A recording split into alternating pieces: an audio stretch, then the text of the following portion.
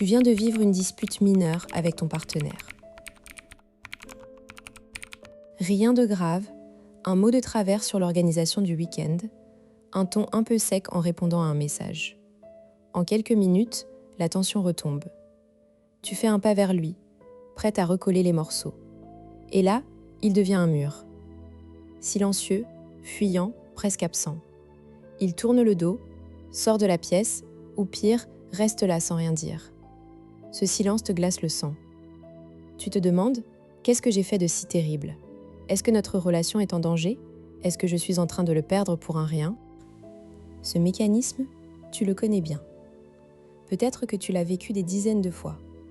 Et chaque fois, la même spirale. Tu insistes pour parler. Il se referme, tu t'inquiètes, il s'éloigne encore plus. Tu finis par douter de toi, de ton couple, de son amour. Mais si ce n'était pas contre toi ? Si ce silence avait une logique neurologique, une fonction précise que la science explique depuis 30 ans, après cette vidéo, tu sauras exactement pourquoi un homme se retire après une dispute mineure. Tu découvriras le mécanisme de retrait défensif identifié par John Gottman, le chercheur qui prédit le divorce avec 94% de précision. Tu comprendras que ce n'est ni un rejet ni une punition, mais une réponse physiologique de survie. Surtout, tu repartiras avec 3 techniques concrètes pour briser ce cycle sans t'effacer ni l'écraser. Tu ne seras plus jamais impuissante face à ce mur de silence.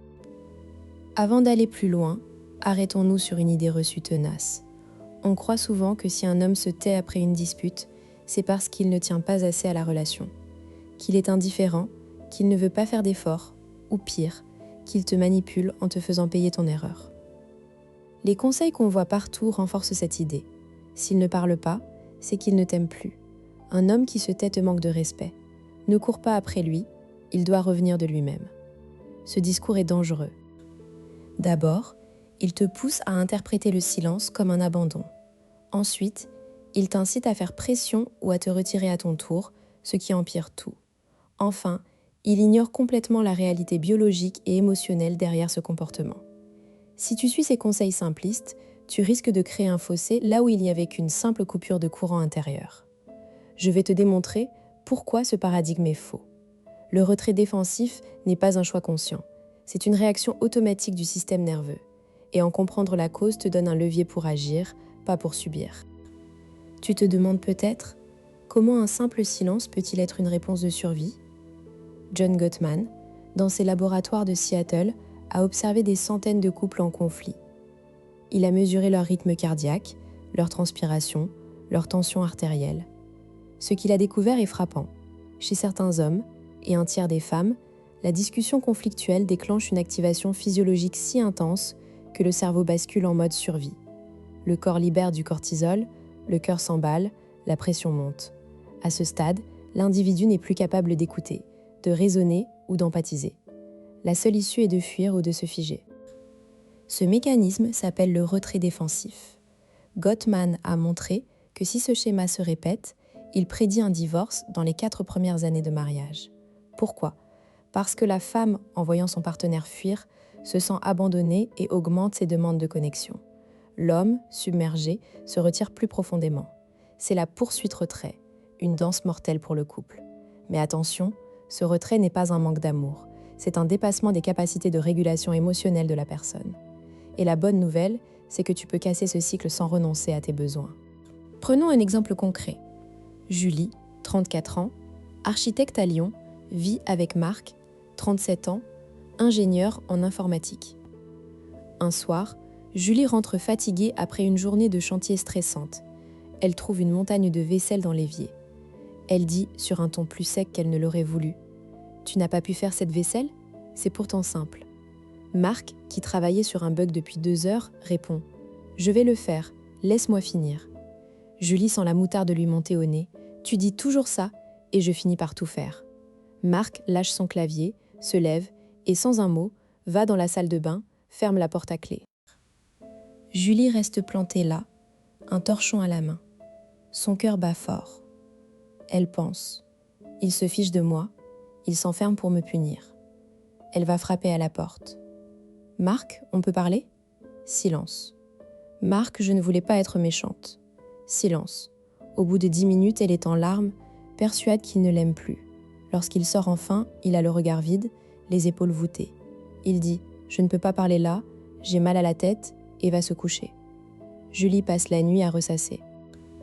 Le lendemain, Marc part tôt sans dire au revoir. Julie l'appelle à midi. Il répond d'un ton froid « Ça va, je suis en réunion ». Elle se sent rejetée, humiliée. Elle songe à une rupture. Pourtant, la veille encore, ils avaient passé une bonne soirée. Que s'est-il passé? Décortiquons la scène. Au moment où Julie élève la voix, le système nerveux de Marc s'alarme.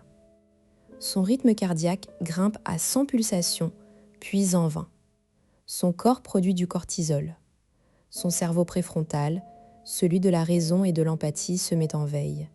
L'amygdale, centre de la peur, prend le contrôle. Pour Marc, la dispute n'est plus une discussion, c'est une menace vitale. Sa seule option est de fuir. Il ne choisit pas de s'enfermer, il obéit à un réflexe biologique. Mais Julie, elle, interprète ce silence comme un abandon. Son attachement, son besoin de sécurité, active à son tour son système d'alarme.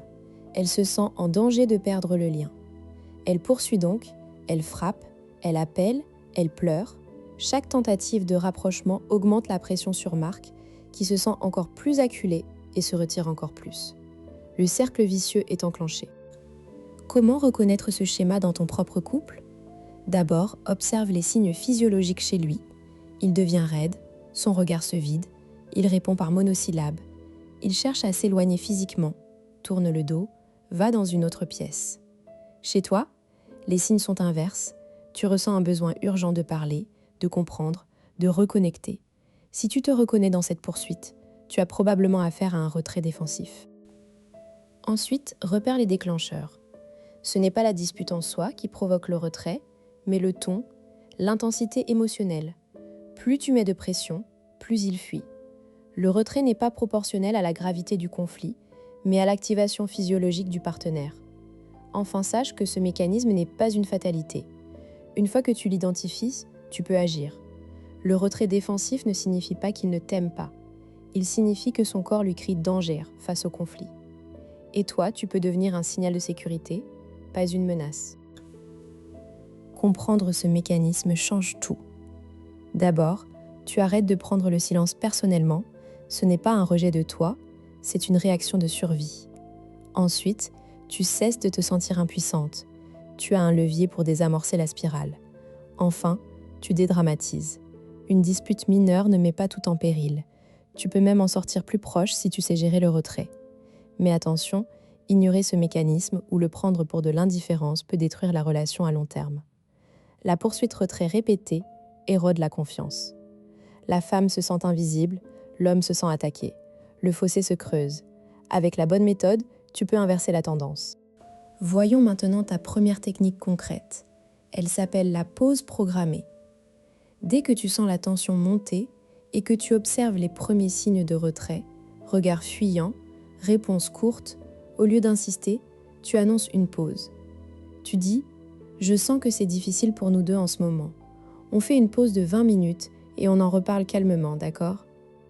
L'essentiel est de fixer une durée. Sans échéance, la pause devient une fuite. Tu proposes une activité neutre pour chacun. S'hydrater, marcher, lire un livre, pas de téléphone. Cette pause permet à son système nerveux de redescendre. Après 20 minutes, la pression physiologique baisse, le cortex préfrontal se réactive. Vous pouvez alors reparler sans que le conflit dégénère. La clé, tu ne l'abandonnes pas, tu lui donnes un espace de récupération. Et tu réaffirmes ton intention de revenir vers lui. Tu n'es pas en train de fuir, tu gères le conflit intelligemment.